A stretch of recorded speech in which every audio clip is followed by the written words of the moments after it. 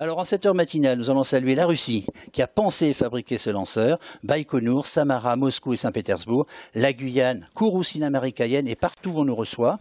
Notamment en Europe, je pense au centre de l'ESA, un salut particulier aux membres du conseil de l'ESA qui nous suivent, salut également au centre du CNES, en particulier Toulouse, et au centre d'Ariane Espace, aux industriels qui ont participé au programme, à l'Observatoire de Meudon, ainsi qu'aux internautes qui sont sur arianespace.com ou encore sur europe1.fr. On fait silence, on se retrouve tout de suite après le décollage. Top, H0 moins 20 secondes. Largage du MAVKM, allumage du triétage. À tous de DDO, attention pour le décompte final. 10, 9, 8, 7, 6, 5, 4, 3, 2, 1, top, décollage.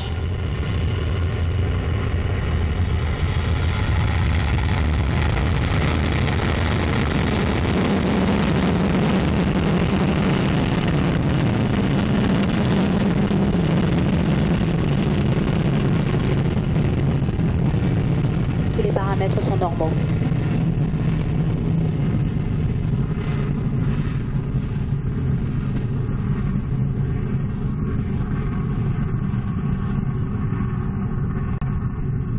Voilà Claude, un petit déjeuner en Guyane, très lumineux et très bruyant.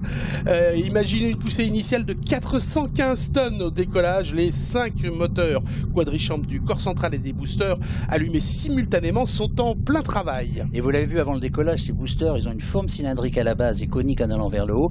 Dans la partie cylindrique, on a regroupé les réservoirs d'oxygène liquide et dans la partie conique, il y a les réservoirs de kérosène. Les paramètres sont normaux. 1 minute de vol déjà, on peut suivre, on a la chance de ce petit matin guyanais et de ce ciel dégagé, c'était pas le cas ces derniers jours, on peut suivre le lanceur, on va assister justement à la séparation puisque pas de poids mort dans le spatial, on va se débarrasser de ces boosters qui ont fini de travailler, cela va intervenir dans une trentaine de secondes maintenant.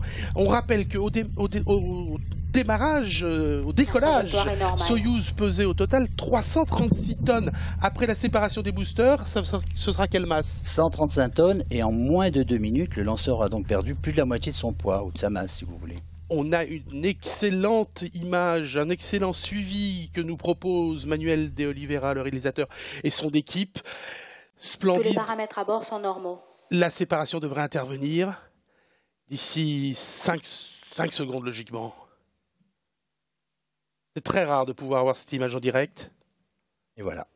Voilà donc, c'est en train de se faire. Séparation, ouais, voilà, on voit très bien les 4 boosters qui se sont écartés. Alors après séparation donc des 2 traverses arrière qui les relient au corps central, la base des 4 boosters s'est progressivement écartée et les boosters se sont mécaniquement dégagés des points d'attache situés à la pointe de la structure conique. Tous les paramètres à bord sont normaux. Et tous les paramètres à bord sont normaux, nous indique Emessip. La trajectoire, on va le voir, est normale. Les paramètres de vol sont normaux.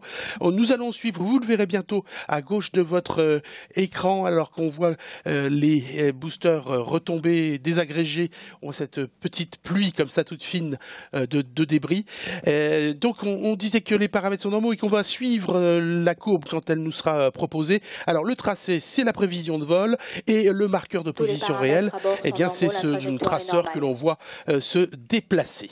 Et ces informations qui proviennent des stations positionnées en aval de la trajectoire, aujourd'hui nous avons une trajectoire vers l'Est, elles sont reçues par les équipes russes au centre de lancement qui les valident avant diffusion. Alors, après la station de Gallo à Kourou, le lanceur sera acquis par la station brésilienne de Natal, puis l'île d'Ascension dans l'Atlantique, puis ce sera le tour de l'Afrique avec Libreville, enfin l'océan Indien avec l'île Maurice, puis Perth en Australie.